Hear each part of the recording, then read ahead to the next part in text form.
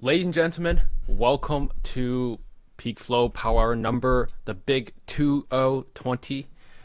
Hope you guys are having an amazing Friday. Today is actually Valentine's Day, so if you're watching this, hope you guys are having a great Valentine's Day. I have my good friend and business partner Marcus Lamb on the show. Say what's up. What's good, guys? What's up? What's up? What's up? So, for anyone just chiming in for the first time, uh, my name is Trevor, and this is my business partner Marcus, and we represent PeakFlow Academy, where we pioneer education through high-ticket dropshipping. So, if you're just joining the show for the first time, the live stream for the first time, welcome. We appreciate you just taking just a minute, even a few seconds of your time, just to, just hang out and ask us any questions. So again, ask us any questions regarding dropshipping, business, entrepreneurship, life advice, anything that you guys want to know. I mean, Okay. wait for some people to come in, but let me ask you, how was your gym workout this morning? Thank you, Trevor. I had a good workout today. Oh, we got some questions. Actually, I have some questions too. So, what we could start with theirs first. But I had a good workout. Did some pull-ups, got some cardio in. But yeah. How about you? So yeah, same. I did shoulders. Nice. Yeah, I was playing ball this morning, so my leg hurts a little bit. But yeah. Bro, bring some questions in. I'm gonna look for the Hey Trevor, questions I have. Marcus, back with my questions. Why the crying emoji? Like, we love to answer your questions. So we got the Okay, I'll first start with one question question. I got this week. What's Yeah, the average shipping time for your high ticket drop shipping orders?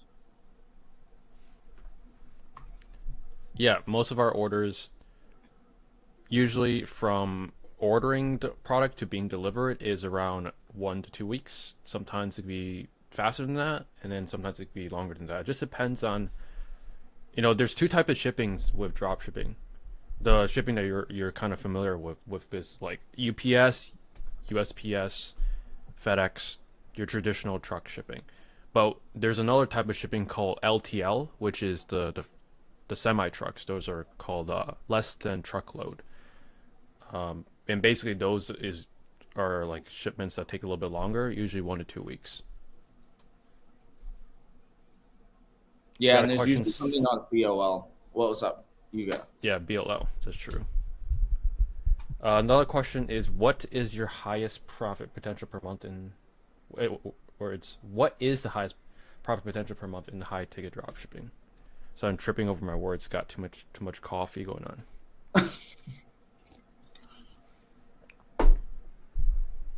What was the question? Sorry. What's What the is the highest profit potential per month with high ticket profit drop shipping? potential per month? Yeah. So So how much can someone make? if profit margin, let's say on average is net 20. So let's say we have 25% margins after transaction fees, everything. You get at 20%. Okay, 20%. I know a store that does like a million a month, or like close to it, like let's say 800K a month. 800K of 20% is like 160K take home, I think, after everything. That's a potential. That's how I look at it. If you're doing like a million a month. Yeah. So how about you, Trevor? How do you look at it? Yeah, I was focusing on if you did the right math or not, honestly. Did I do the right Um, math? I have no I idea. think you did. But yeah, you can make as much as you want. The high ticket drop shipping really Oh, it is. is like the business model that Wayfair, Amazon, Home Depot, they have products in their store that is high Right. ticket and is being drop shipped. But most people like in our community, they usually, you know, why they don't go to 10 million a month or 100 million a month is really just because they don't stick to it long enough. Wayfair has been in business for 20 plus years. How many of Mm. you guys that's watching this will still be doing high ticket dropshipping with one store and they're growing it year over year for 20 years? It's just unlikely. But it's all possible. It's just who's going to stick to it that long enough. Very few people. That's the potential, though. Yeah, if you're asking about the potential is as high as you want. Uh, got another question saying, "Hey, would be grateful if you reply to your DMs." I said, "Okay, never mind. That wasn't a question. A simple yes or no works." Yeah, sorry, I just get like 25 DMs a day, and they're all like just promoting random shit, so probably won't answer them. So I got some fun questions with ChatGPT that I'm gonna ask just so we can get some more questions in Okay. the meantime. So let me see. If you could swap lives with any celebrity for a day, what would it be? We're playing. Oh, so we're playing with it. Okay. We're playing with it. If I could swap lives with any celebrity, who would it be? I'll tell you who it wouldn't be first. It would not be Justin Bieber. I love Justin Bieber, but I would not want to live his life. It's tough. That's fair. It's the celebrity I would want to live life for a day just to see it, to get a feel for it, understand what it feels like to be top G. Andrew Tate would be interesting. I saw that coming. At the same time, I was also thinking maybe you want to say like I don't know, Kanye West or something. Nah, Kanye lives a. He's crazy. Yo, bro. You been watching his Twitter? Twitter shit is crazy. I mean, he's been like deactivating his Twitter like every other day. Yeah. Don't know what's going on. Yeah, that's a good answer. For How about me, you? Yeah, honestly, I really have not thought about this. Well, think about right now. Probably I would want to be like the president for a day just to experience it. Yeah. Yeah. So, Devin the Great or the Goat says, "How fast can someone see results after turning on Google Ads, and what is a good budget for Google Ads?" So I answer the first one, and then I'll let Marcus answer the second Yeah. one. So how fast can someone see results? Most of our clients see results within the first 2 weeks of running ads, assuming a $30 budget per day, and assuming you have the campaigns all set up correctly. And a good budget I would recommend is starting of at least 1,000. That's like minimum. But the best range probably 1,500, 2,000. That's a good number to have. And you're pretty much spending money for a click. Okay, so if a click is like $1, then you're gonna try to get as many clicks as you can. A click might be $5. So you also make sure you have budget and you know where the budget's going to. Facts. So Bar says, Trevor, I come from Bangladesh and I have budget issues. Can I set up the LLC later after making some sales? I currently $200 to $300 for marketing Shopify subscription. Can I set the LLC there? You can't Oh. because you need an LLC to get suppliers. Answer is no, unfortunately. Yeah, like the least you could start with is like 500, and that's still kind of stretching it. Yeah. 1K a day or per month. So at Month. least 1K per month for the first month. What's up, fellas? CW from Twitter says, "What's up, fellas? Getting lots of clicks on my ads and people are visiting the website. How can I fix my conversion issue?" Yeah, so this is a good CRO. question. But a lot of times, it's not really the website being an issue. You actually have to see if marketing is the issue first, because number one, depending on what platform you use to advertise, if you're using Google, that's going to be the most straightforward. You want to see what search terms you're showing up for. If you're not even showing up for the right search terms for the products that you're selling, then number one, you got to correct that. If you're doing TikTok or Facebook, that's a little bit harder, but you gotta have to see, like, how is your ad performing? Like, are people just skipping like the first, or just scrolling past the first 5 seconds? So he says Google Performance Max. So Google Performance Max, that's going to be a automated campaign. That's also something we don't recommend for high ticket dropshipping because you have little to almost no control. You want to set up the shopping campaigns manually and search campaigns manually for the products, so that way you could see what search terms you're showing up for, and you can actually optimize and tweak your campaigns to show up for the right products that you're selling. So fix the marketing first. I would just nuke the PMAX campaign and just set up standard shopping campaigns and let it run for 2 weeks and then see how the search terms reports look. And if you're still not getting sales, then we know that the marketing is not the problem. And then we could go into the website and fix or improve that to get leads and sales.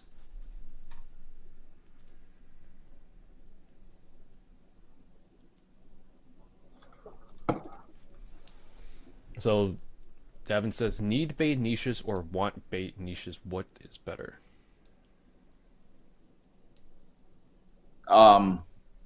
I say need. I guess. Well, let's think about examples. What's a need niche, Trevor? I think the easiest need yeah. Niche is going to be mobility chairs. Mobility chairs. Mobility chairs versus maybe saunas. Thoughts? Usually, I would say a need is better because it is recession proof. But here's the thing: there are some needs. You need a table if you're like, moving into a new home. You need a toilet. You need all these things. But I feel like want is actually better because here's the thing: want is better because yes, you have to take into consideration recession and the economy. That's always going to make a impact on things. But want base is, I think, better because of the fact that rich people, if they're going onto Google to search for something, they want something. Doesn't mean they might not be able to buy it right now, then and there. But if they're going on Google, there's some sort of intent there. So you could still get them on your email list, post videos, get them on into your ecosystem as much as possible, and then nurture them into a buyer. I think need base generally has product prices that are a little bit lower than want base, is how I see it. But I feel like you could make the argument for either one.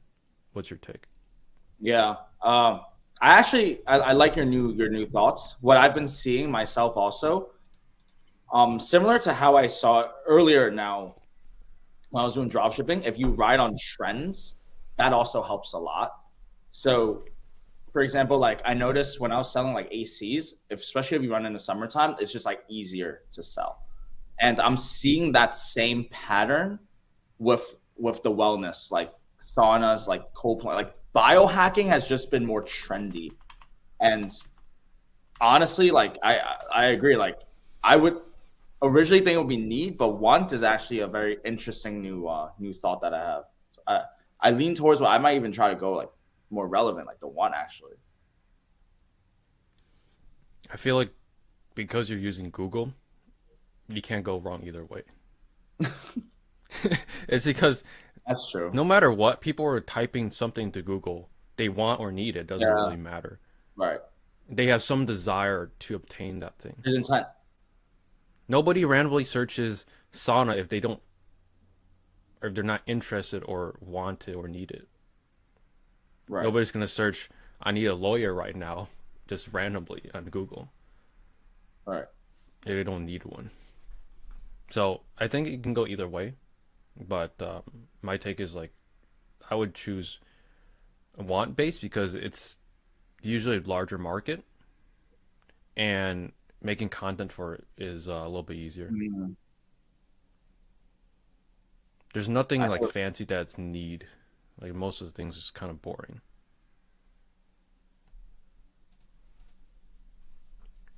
So Bart says, how many sales can we see with 1K marketing budget? So to put it lightly, you could see 0 sales or you can see 20, 30, 40,000 sales. yeah.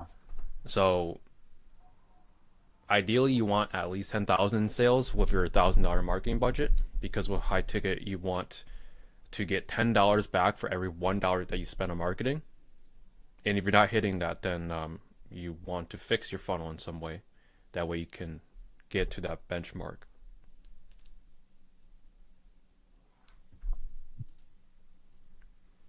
Yo, Hey yo, Marcus's AI agent video was fire. appreciate that. I'm glad you guys like that video. Hope it helps. Hope it helps. Yeah, honestly, I watched it and it was a lot of sauce. Thank you, bro. Appreciate it. Okay, thank you. Was told to do PMAX by programming. Yeah, I mean, PMAX works, but it gives you. We find once it does not work, which is the case that you're in, there's nothing you really can do. You cannot troubleshoot. You cannot tweak any settings to get it to work better. Trevor, I have a quick question. So, with the PMAX then, right? I know you can't like really diagnose.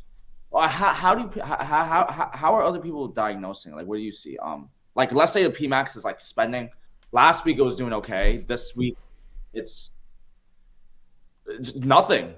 How like at least for us when we do it manually, you could see oh like we spent this much on the keyword, this much on the keyword. How do people in PMAX like diagnose? Like what are you looking at? What's the KPIs? Well, they just see if the cost per conversion is decreasing over Oh, time. For example, which is really hard, especially if you're not spending a lot, and plus it's even harder when it's not even tracking conversions. right. So when PMAX isn't performing, like it's not giving you the conversions you were like last week or last month, then all the agencies tell you is just like don't touch it, just see if it can revert back to normal. And if it doesn't, then they try tweaking the settings. Maybe they switch it from max conversions to target CPA, or they try changing some variables. That way they can Until get. something just hits a load again, right? And just keep re-rinse and repeat. Yeah, it's like it's kind of like gambling. It's Throw money tough. into the into the slot machine until you win. It's It's kind of kind of how risky. it feels like. Yeah. Yeah.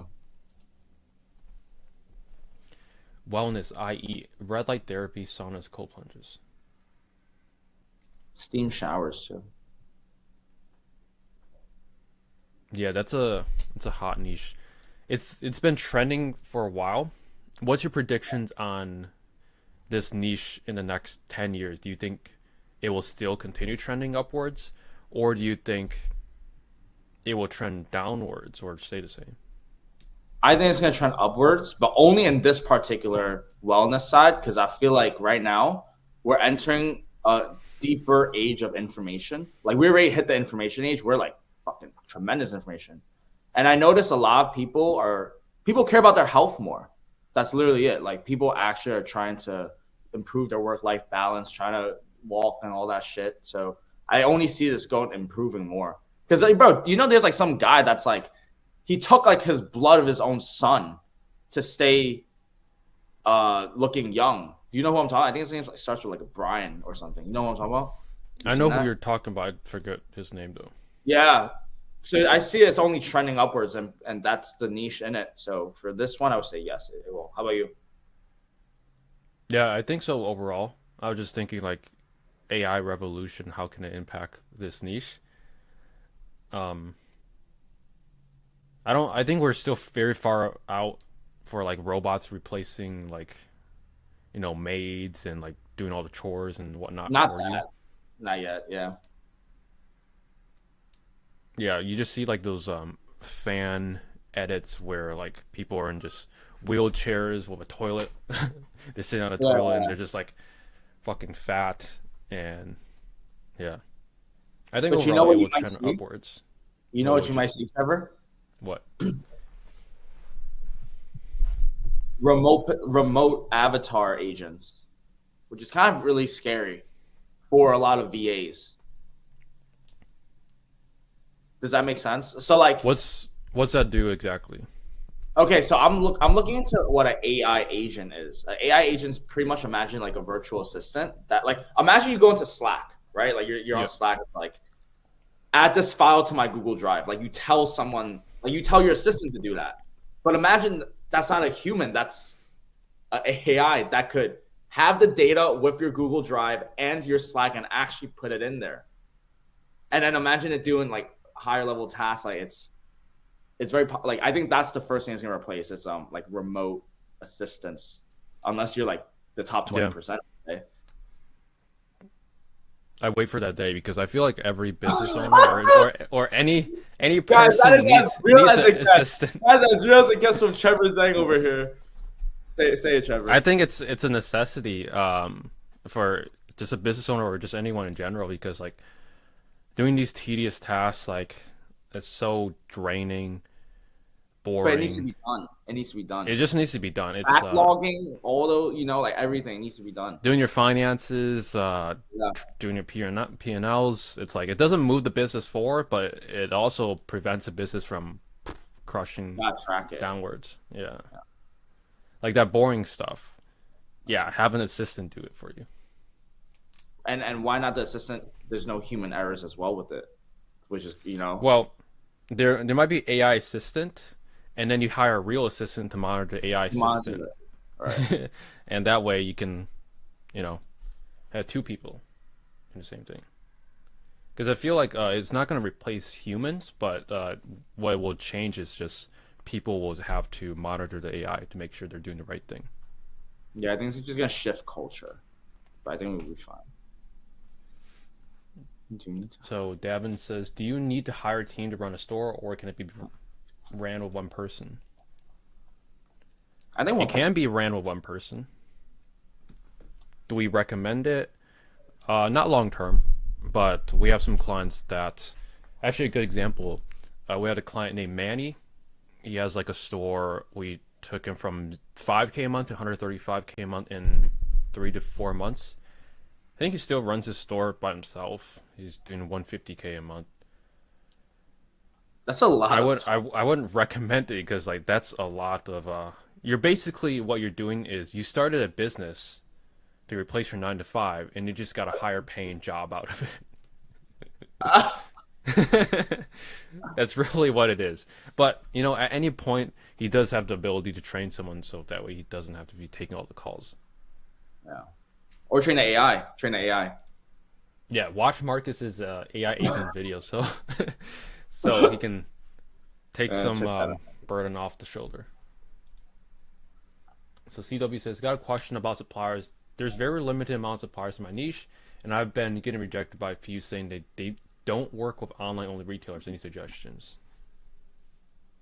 I'll start with this one because I've actually been doing a lot of supplier calls. A few patterns I've noticed, so there's two things I want to say. First thing is you have to shift your mindset. I've gotten used to liking to hear the rejections. All right, you want to just think about it like this. Like that's the worst they could say is like a no, and that's really not that bad because like you could always follow. Like what's really gonna happen? Just like, oh no, not right now. I've gotten used to loving that because it's kind of like it's like psychology now. Like, how do I get him to say yes?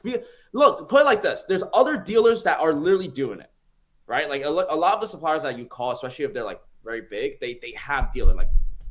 Like why are you not capitalizing online? And that's like, oh, usually there's two trains of thoughts that I have concluded to. First one is they got screwed over by online dealers before. So that's also a very important thing you guys have to understand too from a manufacturer's standpoint. You need to be a good dropshipper and like actually, market the brand, sell the brand, do the customer support for the brand. I know one time, I'm not going to say what brand. I know, Trevor, you know exactly what I'm talking about. But there was this one brand, very great niche brand, and they had a dealer program. And then one of the dealers just kind of like took in back orders, went bankrupt, called bankruptcy, and then what happened? And then the clients are calling the manufacturer like, "Yo, where's my order? Where's my order?" Like, we never got it. So they went down like 200K or some shit just from that. That's kind of scary too, So manufacturers have a reason to have that barrier. They're not going to let 200 retailers on. That's why it's up to you when you face that situation, number one, to like to hear that, because that means other people are probably hearing the same thing. You just have to add a little more touch. And that little extra touch is just like, you have to make yourself stand out. And if you want to learn how to stand out more, like I have more videos coming on about it. It's way too much in one that I can't. But get used to hearing that and liking it, and then watch on my later vids for more detail. That's solid. Thank you. Yeah, I think you just need to change your mindset to loving pain. Everyone's going online though. That's the thing. Like every business is going online, so they're gonna do. It's just they're gonna do it with you. Well, yeah, as a supplier or a manufacturer, there's little to no risk having a dealer or adding another dealer. But at the same time, I feel like the suppliers just have more leverage over you until you get your sales up, Right. social proof, and that just all comes with time. In the beginning, again, close as many suppliers as you can. You just have to work your way up. Like I classify suppliers as like 3 tiers: gold, silver, bronze. You might only be able to get like bronze suppliers in the beginning, maybe some silver suppliers. But once you get sales for them, and you can definitely get sales for them because if they're in business, if they have all their dealers, they're making sales and you're not. So figure out the reason why. And then work your way up to gold suppliers. It might not be right away. It took me like 2 years to close my first quote unquote gold supplier that has like no online dealers. So it takes time, but it's all definitely 100% possible. Well said. What other channels, resources are good for organic sales other than SEO? What other channels?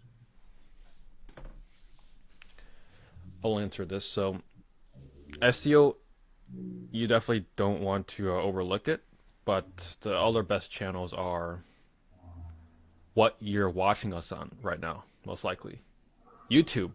Google and YouTube make up, I don't know the stats, but like a good chunk of the internet. Google owns YouTube, obviously, and then there's Facebook. If you're on Google and Facebook, then you're already on 80% of the internet.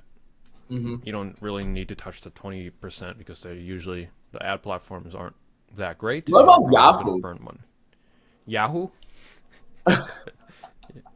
Yahoo? Yeah. Yeah, Yahoo's part of Bing or Microsoft. Oh, right. Yeah. So is DuckDuckGo. DuckDuckGo. Yeah, I don't know who in their right mind is using DuckDuckGo. But I looked through some of my conversions on my orders for my store. I had a few of them that says 1 conversion from DuckDuckGo. Yeah, that's just crazy. When you start looking at the data, it's just funny. Like, who's out here using DuckDuckGo? Trust me, there's people, bro. I guess.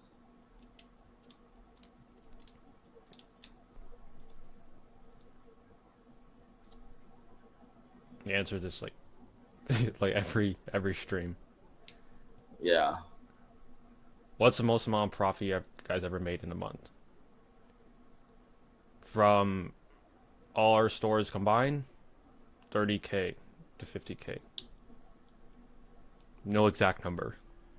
Because even us, we don't know the exact number. Just because there's so many orders going on, back orders, backlogs, everything. Yeah. How much revenue is enough for 10K per month? Profit? It would be around 40 to 50K. 40 to 60K. Because you have lower margins, you'll take a little bit more revenue.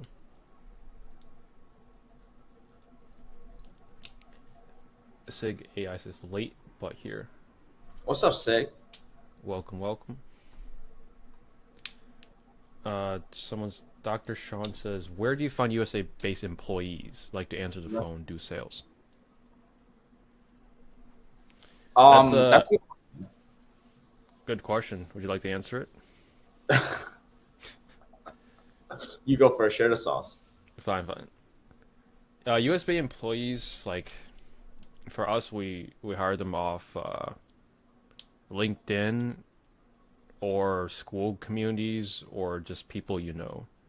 That's going to be like the best way to find USA-based employees. It's really just through connections. Like, you know one person, they know another person, they know another 5 people. and it's just like a spider web.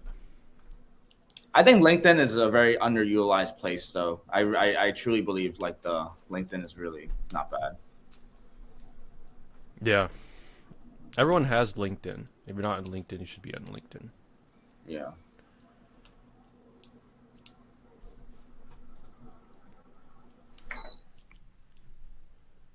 So, Brar says, "What's the best way to make sales with a small budget?" Lean and mean. The best way to make sales with a small budget is organic. Mm. So, you, my friend, are going to be writing all the blogs yourself. You're going to be filming all the videos yourself. I mean, that's what it takes if you have a small budget. Doing all the cold emails yourself.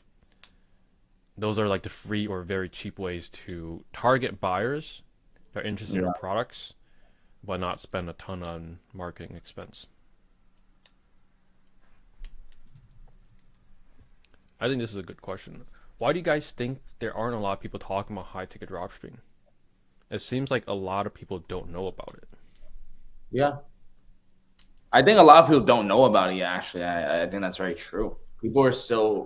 People barely even know what dropshipping is. I feel like you know high ticket once you actually do a little dropshipping. You're like, wait a minute, why am I selling this $10 gadget? Like, can I sell higher? Yeah, I mean, dropshipping, I think more and more people know now. Yeah. Like, if you just go to some random person on the street, there's a higher chance now they know about dropshipping than Yeah. a few years back. But high ticket, very few people know about it just because it's just overshadowed by all the other content. Let's talk about TikTok, Facebook dropshipping. That's like 98% of what's on YouTube. So And I if also 98%, yeah, if 98% of YouTube is that, then very few people will know about high ticket. I just want to say, I think also high ticket because you're building a real business. There's a lot more friction in every step. Like you're actually building an LLC, you're actually designing a website, and then most people don't. They just try to chase the bag by like next week, but by next week you might only have your website up. So it's like there's also friction of barriers of entry. I think that's one point. Barriers of entry. Yeah, everyone desires something quick, fast, and makes a ton of money. And it's easier to present that with low ticket than high ticket. Yeah. So I think that's mainly the reason why. How can AI automate a high ticket dropshipping store? To be honest, like our store is very AI influenced already. I would say around like almost 50% already. Like here's the thing. Do you consider automations AI? Automation is technically like an AI. So automating is so like I think it's like it's fucking crucial. For example, like if you get an email from a supplier, most high ticket dropshippers are literally on notification and just trying to read through every email. And that's like inefficient. Or you could just like tag that email and then create like a zap so that like when you get an email from a certain supplier, you'll have the email on your Slack, and that like made my team just responds fast to all the emails, and the supplier's like, how you guys responding so fast? And then it's just a notification. But those things, it's like a car and a horse, bro. You know? Yeah. Mm-hmm. Yeah, I think automations is going to be a big part of it. How you come up with the automations is like just think of what you're doing consistently in your business that's repetitive, that's boring, and see if you can find that in Zapier and make it automated. For example, the email example, new order automations, new live chat automations, missed call automations. I have an automation like 1 hour before my employee signs out just for them to check off all the things they completed. You see, Trevor, so you use a lot of like that's AI already kind of, like it's already in the biz. Things that I would have to do all manually myself now is all automated. I don't have to do. I would answer probably like 80% should be could be like how much could like I would say 80% almost. That'd be what I say numbers. You guys, God bless you. I'm using headphone. Trevor, you have an issue in the mic only. I have no idea. You sound fine for me. I have no idea. I notice if you put on headphones, it's weird. Let me take this off. Now I think it might echo though. Say something, Trevor. Hello? Yeah, is that Yeah, I don't know.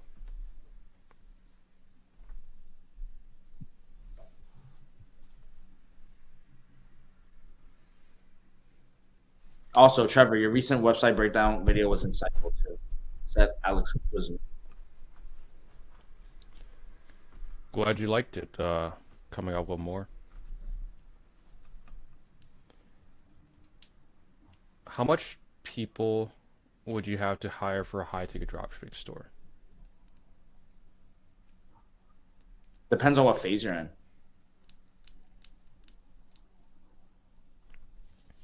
If you're just launching, then you don't really need to hire anyone. Yeah. If you're doing $10,000 to $50,000 a month, you probably have a person uploading products. You probably have a person taking calls for you. But you could all do it yourself. It's just like when you pay someone, it obviously cuts into your margins, but you don't have to do the actual work. You just have to monitor them, make sure they're doing the work correctly.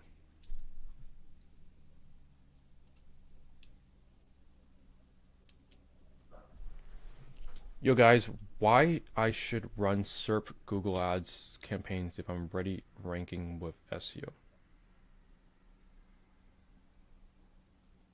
Yeah, so I'm assuming you're referring to search text campaigns. So if you're already ranking with SEO, no matter what, ads always go above the organic results. So if a competitor wants to run ads on your own organic listing, then they can't. So you want to protect that. And whenever you're running a search campaign for your own brand name, no matter what, you're going to get the cheapest click over a competitor bidding on your brand name. So it's just like protecting your own real estate in some way. That's a good analogy. Krusty Sushi says, what are some common traits you see with people who see success with high-ticket e-com? Consistency.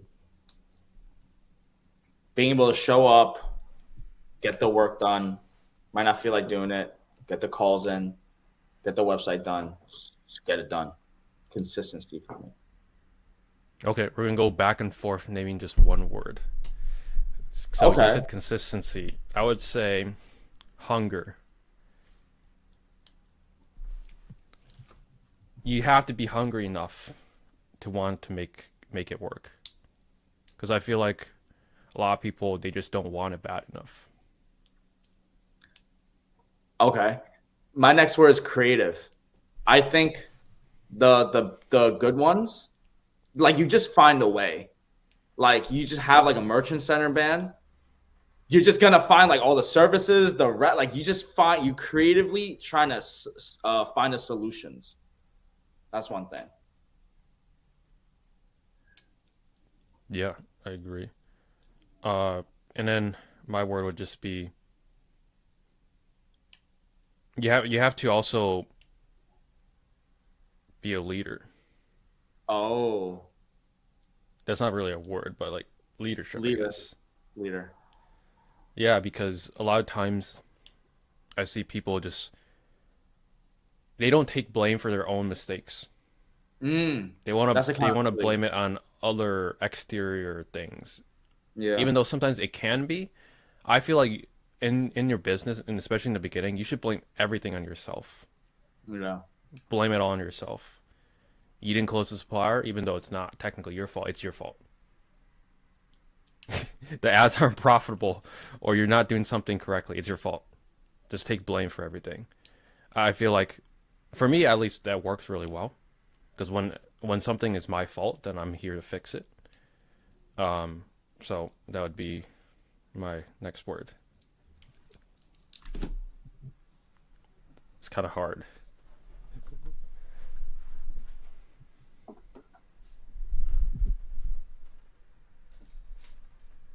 You got it, Trevor. All right. That's it for now. We got four. We got four traits. We're good. Do you guys have some kind of product information hub that you pull up whenever you're on a call for customer? You can't possibly have product info memorized. For me, that's exactly right. I don't ever have any products memorized, but when I'm speaking with the supplier, my laptop is on and I'm usually on their website and I'm just like literally just surfing through everything. I'm surfing through like their catalog. I'm surfing through their bestsellers, the pricing. I'm just looking at I'm looking at their bio. And then as I'm speaking with them, that's how I'm pulling up. Oh, I was doing industry research. I saw you were one of the head, industry leaders for greenhouses. So just wanted to see if we could potentially work together. Something like that. Yeah, with products, you can actually utilize AI for that because if you have a product page, it most likely already has all the information you need. Mm-hmm. Yeah, so just pull up the product with ChatGPT and take the customer's question, give ChatGPT your product page and the question, and then ChatGPT will scan your page, find an answer for you. A lot of times that's not always going to be as quick as just looking yourself, but sometimes you're in a hurry and you can use that. And then next time, if you can't figure out the answer, ask the supplier and then get the answer and put that on your product page. So that way, next time you don't have to ask the supplier. I also log the questions I get sometimes. If it's a new question, I log it for future records purposes as well. Mm-hmm. You know, we ask the same questions all the time. Yeah. Audio is mono only. Yeah, I honestly don't know. I just did some research with the Shure SS7B. It doesn't come out stereo, so I don't know. It works when you're not listening on headphones.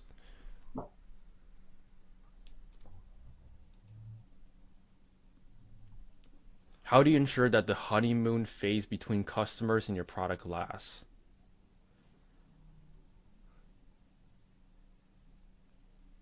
That's really just comes down to your customer service.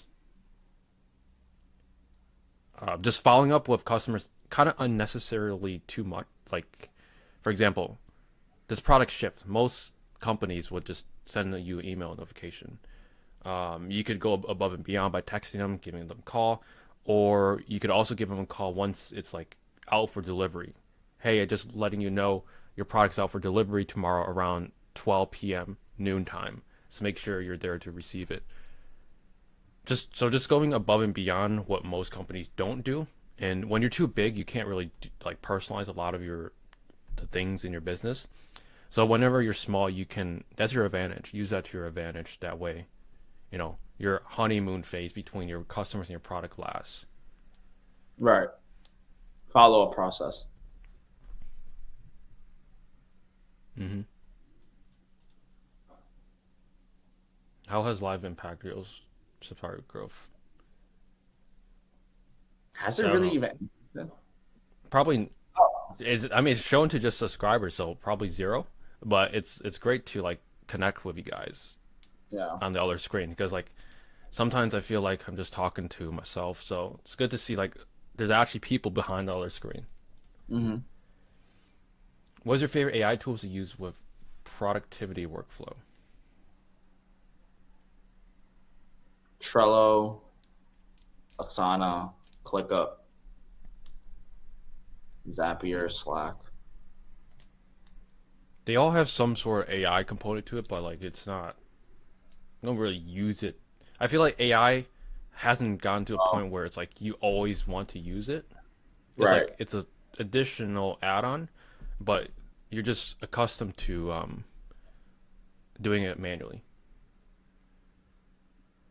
Yeah. I feel like Notion is like I love Notion. I've been using it for like 4 years now.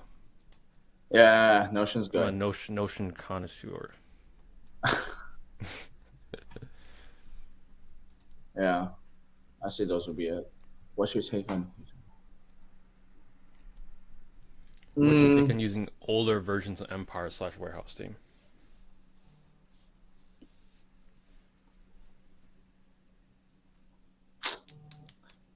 My answer would be you can use it, but here's the thing: the developers of those themes, they can copyright claim your theme. Especially, I've seen a lot of people using pirated Empire theme, and they will send you an email. It might not be right away; it might be 6 months down the line or 1 year yeah, down the line. So if you just want to prevent that from the beginning, just get the actual theme so it just never happens.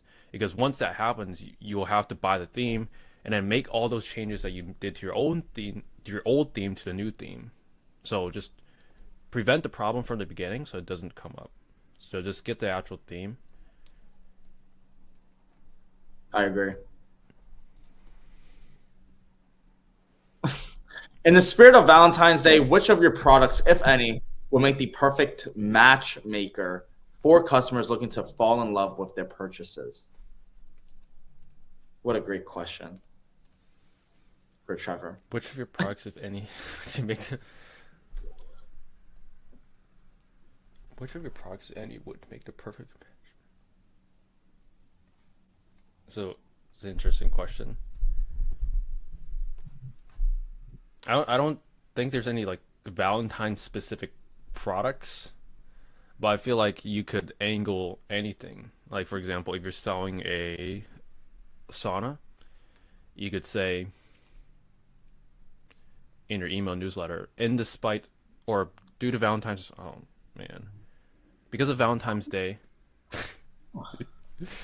uh, if you're celebrating Valentine's Day alone, it's probably because you don't have a jack physique. Get one of our saunas for 5% off today. Something stupid like that. You guys know what a fondue maker is? You know what a fondue is? Fondue is like it's like in fancy restaurants, and you could pretty much dip strawberries in like this chocolate fountain. That's what a fondue is. You could sell a fondue machine and make fondues for your Valentines. That was so bad that the camera had to shut off, Trevor. I Camera didn't shut off. heard your DJI shut off or something. Oh, DJI. Yeah, That's something like that. I think the easiest is just sell the tried and true AliExpress red rose bear. Oh my god. Don't sell those guys. I mean, don't. It's not gonna do you well. Yeah, just oh, what about that giant gorilla thing that Gorilla you made a Tag. video? Yeah, Bro, that shit was crazy. I don't know. I just searched AliExpress on Google, and AliExpress is running ads on those. That's how you know that shit's selling. get That's a how you get. gigantic yeah, get like a gigantic teddy bear. Yeah, you could drop ship those. Those sell for $1,000. Yeah, it was like $8,000. Damn. What's good, What's guys? Happy good, Friday. guys? Hello, Jill.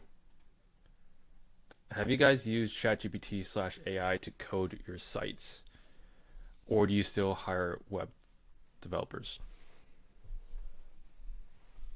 Web developer. The thing is, the AI does work because I was fixing like one of my websites, like the video player just did not format correctly on mobile, and I used ChatGPT to fix it for mobile, and it actually worked, but it took like 5 or 6 prompts to get it to work. But at the same time, I learned nothing from doing that. I don't know how to code, so it's like for me, I don't even know how to read and paste code. It's I like barely. you take your code, you copy it, give it to ChatGPT, and say, "This is my code. I have a video playing here. It's not working for mobile. It's like the format is wrong. Please fix it." And then it's give you a new code. You plug that in, try it. If it doesn't work, you tell it, "Hey, it still doesn't work," and then it's just gonna rinse and repeat until you get that code to work. That's so interesting.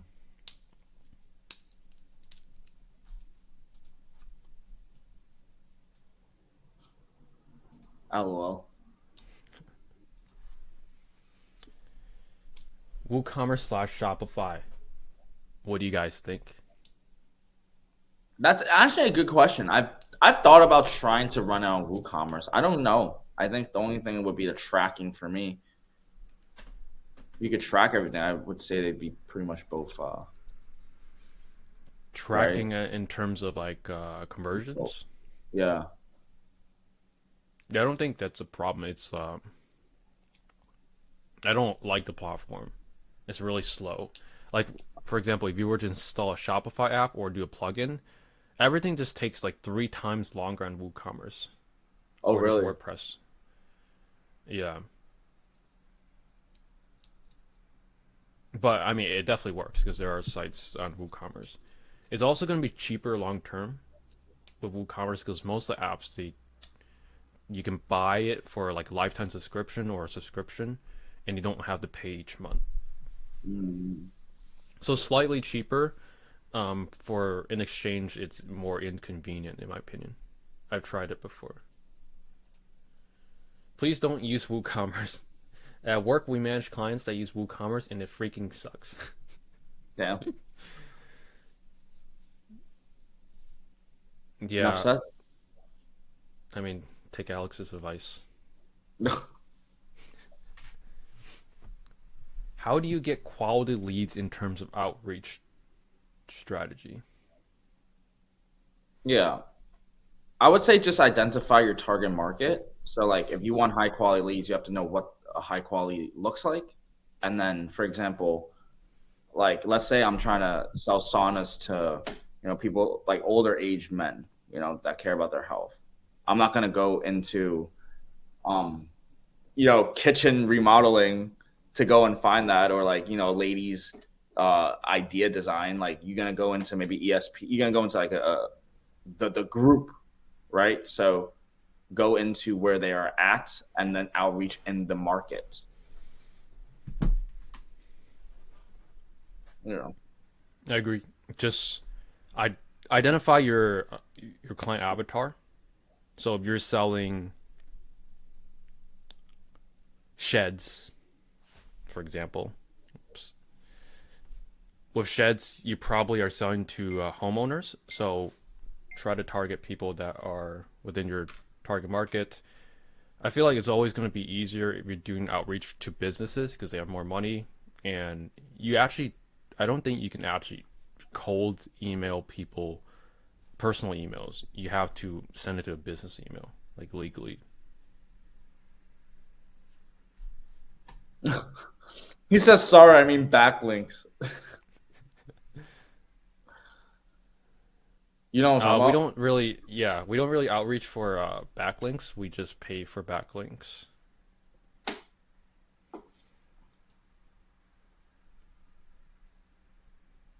Random question: do you guys have a Valentine? LOL. Yes. The answer is yes. Something like that. Please don't use WooCommerce. I'm using WooCommerce because it's cheap and only pay the hosting.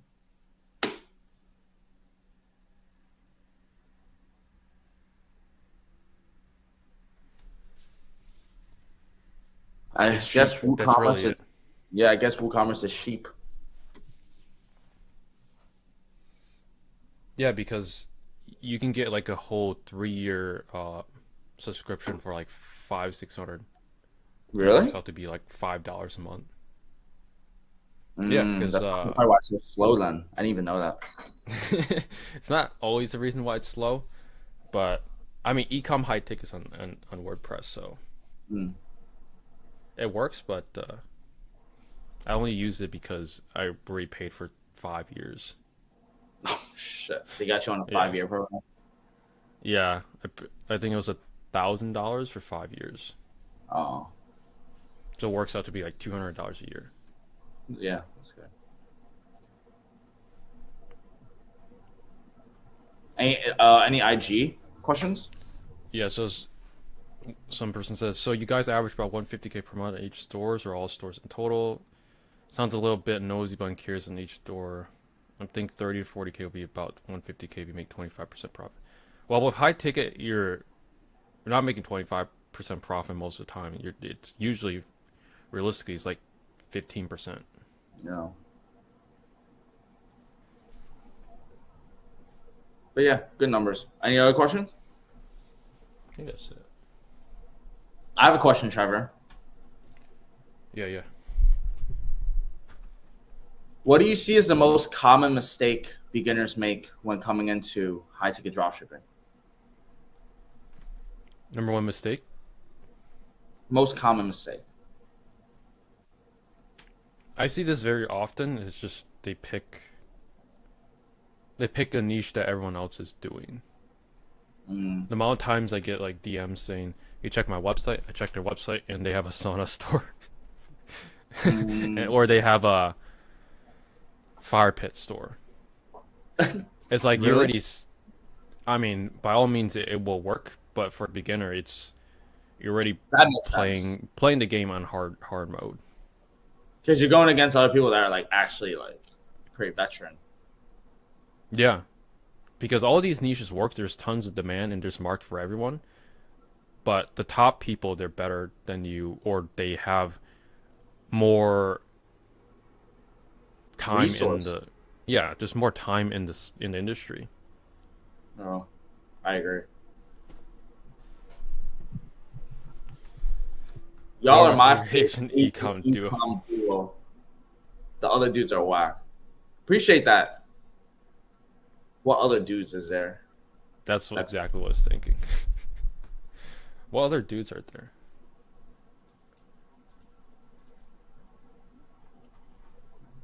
12:59. We're just laid back. We just want to give the Give that. sauce without sugarcoating it. You like salads, Trevor? I don't mind salads. Do you think Do you like salads? I love salads? I'm actually craving a salad right now, but I'm probably not gonna eat it.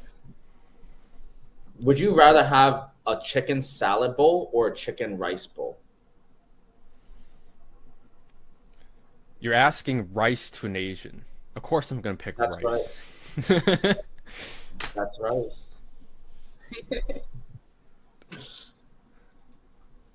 I like my salad tossed.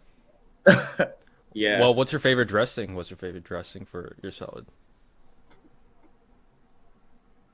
no dressing. I like to salt pepper my shit. I'm not gonna hold you. I eat, yeah, bro. I'm What the crazy. I hell? like, no, I'm crazy, bro. I'll get a chicken salad, like tomatoes, onions, corn, all that shit, and I just salt pepper. And then I probably get like fried rice. Oh, all that shit's so good. But yeah, I've never heard salt and pepper on salad. It sounds grim.